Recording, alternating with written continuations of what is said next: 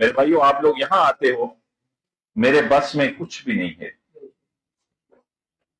میرے اختیار میں، میرے بس میں کچھ بھی نہیں ہے۔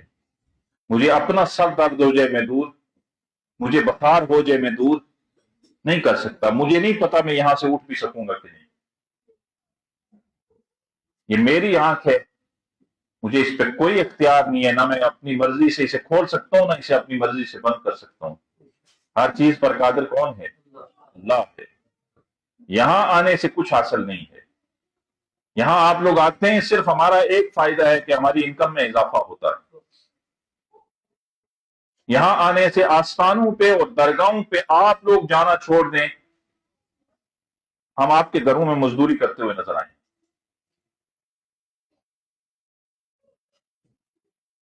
آستانوں پہ، درگاہوں پہ آپ لوگ چندے اور نذرانہ دینا چھوڑ دیں، ہماری گاڑیاں بننا بند ہو جائیں۔ یہ سب آپ کی وجہ سے ہوتا ہے۔ جب آپ لوگ یہاں آتے ہو، آستانوں پہ، درگاہوں پہ آپ لوگ آتے ہو، ہماری انکم میں اضافہ ہوتا ہے، پھر ہماری جائیدادیں بنتی ہیں، پھر ہماری گاڑیاں بنتی ہیں، پھر لگژری گاڑیوں میں ہم سفر کرتے ہیں، پھر ہمارے بیرون ملک ٹور لگتے ہیں۔ یہ آپ کی بدولت ہے۔ آپ لوگوں کا تعلق اللہ سے بن جائے، آپ لوگ قرآن کو ترجمے سے پڑھنا شروع ہو جائیں، اللہ کی قسم ہم آپ کے گھروں میں مزدوری کرتے ہوئے نظر آئیں، پھر ہمارے جائیدادیں نہ بنیں، پھر ہماری گاڑیاں، پھر ہمارے بینک بیلنس نہ ہوں۔ آستانوں پہ آنے سے، آستانے کیا دیں گے آج کے دور کے؟ سوائے شرک کے۔ ان آستانوں سے آپ کو شرک تو بے حساب ملے گا۔ یہ شرک کے کارخانے ہیں، یہ شرک کی فیکٹریاں ہیں، یہاں ہاتھ چمائے جاتے ہیں، یہاں جھکایا جاتا ہے۔ کچھ بدبخت ایسے ہیں جو اپنے آگے سجدے کرواتے ہیں، کچھ بدبخت ایسے ہیں جو خود بھی ڈھول پہ ناچ رہے ہوتے ہیں، آپ لوگوں کو بھی نچاتے ہیں۔ کیا یہ آستانوں پہ نہیں ہوتا؟ جو گدی نشین ہے، جو آستانے پہ صاحب آستانہ بیٹھا ہوا ہے، اس کی طرف پیٹ نہ ہو، اس کے ہاتھ چومو، اس کے آگے جھک جاؤ، اس کے گھٹنوں کو ہاتھ لگاؤ، اس کو نذرانے اور چڑھاوے دو، کیوں؟ کیا یہ میرے آقا کی تعلیمات ہیں؟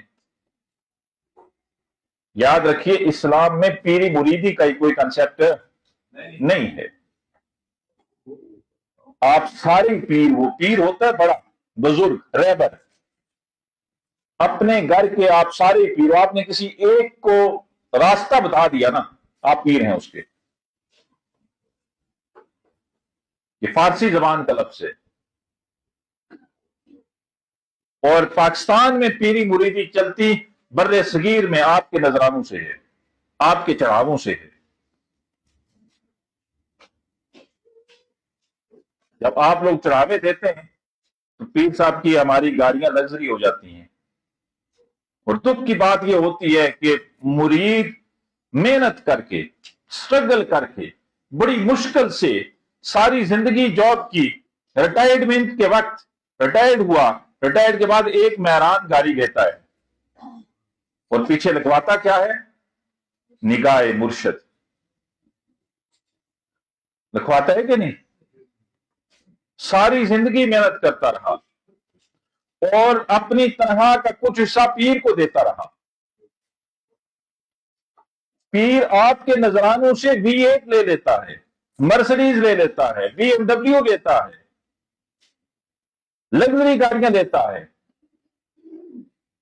تو پھر آپ پیر کا گلا پکڑ کے کہا کرو کہ پیر صاحب، یہ ہمارے نذرانوں کی وجہ سے آپ نے اتنی لگژری گاڑی اور اتنی مہنگی گاڑی دی ہے، لہذا پیچھے لکھوائیں اس کے نذرانہ مریدین کی وجہ سے۔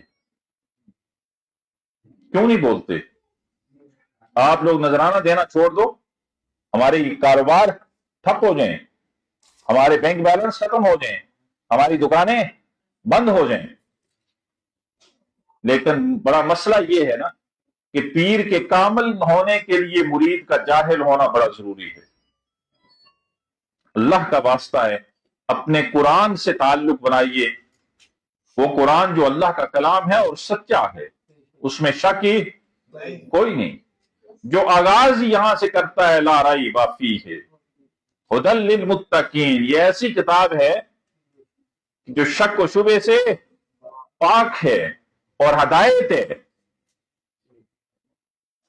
اللہ کا واسطہ آپ قرآن ترجمے سے پڑھنا شروع ہو جائے. جس دن آپ نے قرآن کو ترجمے سے پڑھ لیا، یہ ہماری دکانیں بند ہو جائیں گی اس سے انشاءاللہ. انشاءاللہ بولے نا آپ. ڈر مجھے ہونا چاہیے، دکان میری بند ہو رہی ہے، آپ کو کیا مسئلہ ہے؟ آپ کیوں نہیں انشاءاللہ بولتے؟ اتنی پیر پرستی کوئی ککھ نہیں کر سکتا اگر اللہ نہ چاہے. ہر چیز پر قادر، مشکلیں دور کرنا، مشکل کشا، حاجت روا، بیماریاں دور کرنا اللہ کا کام ہے. اور ایک ہی جو بیماریاں دور کرتا ہے، جو مشکلیں دور کرتا ہے، جو پریشانیاں ختم کرتا ہے، جو حاجتیں پوری کرتا ہے، وہ ایک ہی ذات ہے، اللہ. اللہ کا واسطہ ہے، اپنے اللہ سے تعلق بنائیے. آپ لوگ یہاں آتے ہیں، مجھے اس سے مطلب کوئی نہیں. آپ لوگ نہ آئیں، مجھے غرض کوئی نہیں. مجھے آپ کی انکم سے، آپ کے آنے سے انکم میں اضافہ نہیں ہوتا، آپ کے نہ آنے سے انکم میں. اگر میری انکم میں بھی اضافہ ہوتا تو میں ایسی باتیں سیدھی نہ کرتا. مجھے اس کا ڈر نہیں ہے. میں 14 سال ہو گئے کرائے پہ بیٹھے ہوئے. میرا بھی دل کرتا ہے میں بھی ایسے پلازے کھڑے کروں. میرا بھی دل کرتا ہے میرے اپنی گاڑی ہو. میرا بھی دل کرتا ہے میں بہت لگژری گاڑی میں گھوموں. لیکن کیا یہ مجھے لگژری گاڑی بچائے گی قبر میں؟ میرے پلازے مجھے بچائیں گے؟ میرا بینک بیلنس مجھے بچائے گا؟ نہیں. وہاں میرے اعمال میرے کام آئیں گے. اگر میرے اعمال اچھے ہیں تو میری قبر اچھی ہے، وہ جنت کے گھروں میں سے ایک گھر بن جائے گی، جنت کے باغوں میں سے ایک. اور اگر میری اعمال اچھے نہیں ہیں تو دنیا کی دولت جتنی بھی میں کما لوں نا، میری قبر جہنم کے گڑھوں میں سے ایک گڑھا ہوگی. اور آقا نے فرمایا نا کہ قبر کی پہلی رات بڑی مشکل ہے. وہاں آپ کی ایک ایک چیز کا حساب ہونا ہے. اور جب یہ پوچھا جائے گا کہ جوانی کیسے گزاری، جوانی تجھے دی تھی کیسے گزاری، تجھے مال و دولت دیا تھا کہاں خرچ کیا، یہ وہ سوال ہیں جو انسان کو ہلا کے رکھتے ہیں. اور وہاں اللہ نے فرشتوں سے کہا کہ اس سے پوچھ، میرا پیسہ کمانا میرے لیے مسئلہ. میں صرف 200 روپیہ یہاں ٹوکر رکھوں نا، 200 روپیہ صرف ایک بندے کا، میں روز کا 1,00,000 روپیہ لے کے اٹھوں جتنا یہاں رش ہوتا ہے، اس سے بھی زیادہ. لیکن اگر قبر میں اللہ نے فرشتوں سے کہا کہ اس سے پوچھ میرے قرآن کو دنیا میں تھوڑی قیمت میں یہ کیوں بیچتا رہا، میں کیا جواب دوں گا؟ کوئی جواب ہے میرے پاس؟ قرآن کی کوئی قیمت لگ سکتی ہے؟ مجھے آپ لوگوں سے مطلب نہیں ہے.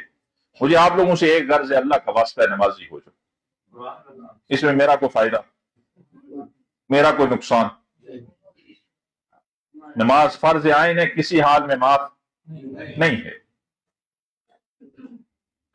نماز 2 لوگوں پہ معاف ہے.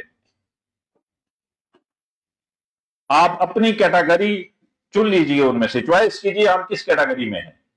نماز 2 لوگوں پہ معاف ہے، ایک پاگل پہ، دوسرا مردے پہ. پاگل شخص پہ نماز معاف ہے اور مردے پہ نماز.